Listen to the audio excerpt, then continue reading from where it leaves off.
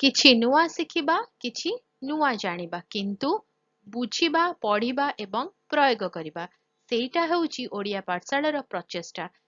ଆପଣମାନଙ୍କୁ ସମସ୍ତଙ୍କୁ ସ୍ୱାଗତ ଓଡ଼ିଆ ପାଠଶାଳାକୁ। ଚାଲନ୍ତୁ ଆଜିର ଭିଡିଓରେ କଥା ହବା ଜଳଚକ୍ରର ଗୁରୁତ୍ୱ ବିଷୟରେ।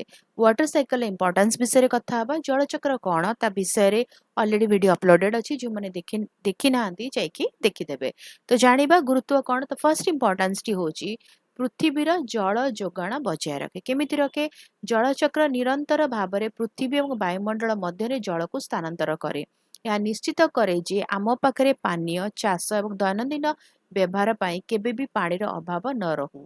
ସେକେଣ୍ଡ, ଜଳବାୟୁ ଏବଂ ପାଣିପାଗକୁ ନିୟନ୍ତ୍ରଣ କରେ। କେମିତି କରେ? ବାଷ୍ପୀଭବନ ପରିବେଶକୁ ଥଣ୍ଡା କରେ ଏବଂ ବର୍ଷା ମଧୁର ଜଳ ଆଣେ। ଏହି ସନ୍ତୁଳନ ତାପମାତ୍ରା, ପାଣିପାଗ ଢାଞ୍ଚା ଏବଂ ସାମଗ୍ରିକ ଜଳବାୟୁକୁ ନିୟନ୍ତ୍ରଣ କରିବାରେ ସାହାଯ୍ୟ କରେ। ଥର୍ଡ ହେଉଛି ପ୍ରାକୃତିକ ଭାବରେ ଜଳକୁ ବିଶୁଦ୍ଧ କରେ। ବାଷ୍ପୀଭବନ ସମୟରେ ଲୁଣ, ମାଟି ଏବଂ ଜୀବାଣୁ ଭଳି ଅପରିଷ୍କାରିତା ପଛରେ ରହିଥାଏ। ତେଣୁ ବର୍ଷା ଭାବରେ ଫେରୁଥିବା ପାଣି ପ୍ରାକୃତିକ ଭାବରେ ସଫା ଏବଂ ମଧୁର ହୋଇଥାଏ। ଫୋର୍ଥ, ଉଦ୍ଭିଦ ଏବଂ ପ୍ରାଣୀ ଜୀବନକୁ ସମର୍ଥନ କରେ। କଣ କରେ? ଉଦ୍ଭିଦକୁ ଆଲୋକ ସଂଶ୍ଳେଷଣ ପାଇଁ ପାଣି ଆବଶ୍ୟକ। ପ୍ରାଣୀମାନେ ମଣିଷ ସମେତ ବଞ୍ଚିବା ପାଇଁ ମଧୁର ଜଳ ଉପରେ ନିର୍ଭର କରନ୍ତି। ଜଳଚକ୍ର ନଦୀ, ହ୍ରଦ ଏବଂ ଭୂତଳ ଜଳକୁ ପରିପୂର୍ଣ୍ଣ ରଖେ। ଫିଫ୍ଥ, କୃଷିରେ ସାହାଯ୍ୟ କରେ। ବର୍ଷା ଜଳ ଫସଲ ବୃଦ୍ଧିକୁ ସମର୍ଥନ କରେ। ଜଳଚକ୍ର ବିନା ଖାଦ୍ୟ ଉତ୍ପାଦନ ବିଫଳ ହେବ। ସିକ୍ସଥ, ଭୂତଳ ଜଳ ପୁନଃ ଚାର୍ଜ କରେ।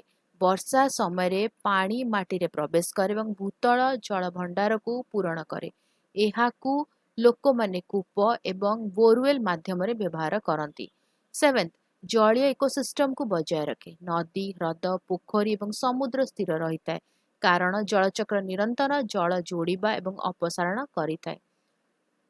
ଏଇଟ୍ଥ, ମରୁଡ଼ି ଏବଂ ବନ୍ୟାକୁ ରୋକିଥାଏ।